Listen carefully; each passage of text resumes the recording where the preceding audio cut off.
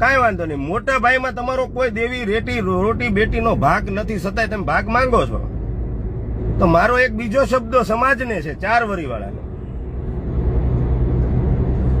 મોટા ભાઈના જોશી ગાદીયા આવે ત્યારે તમે એને ટીલું આપો છો, તમે તાવામાં હાથ નાખવા દો છો, 9 વરીને તાવામાં હાથ નાખવા દો છો, પછી ગાંહડી બંધાવો છો. ત્યાં 9 વરીવાળા હારે તમે તાહળી રાખો છો, અને 4 વરીની અંદર 55 હવા 55 હવા 55 હવા કરીને ભેદભાવ કરો છો. અહીંયા ટીલું તો એ તો 55 છે ને, એ તો આમ છે ને. આ બધા સમાજના તમે ખુદ અંદરો અંદર, આ તો મોટા ભાઈઓનો ભાગલો માંગવા નીકળ્યા, પણ નાના ભાઈઓ અંદરો અંદર ને તરો કરવો છો તમારે. અને ઓલા 9 વાળાને તાવામાં હાથ નાખવાનો, ટીલું દેવાનું. જયારે કે એને તાહળી હોય એને ટીલું મળે ને. કોને ટીલું મળે?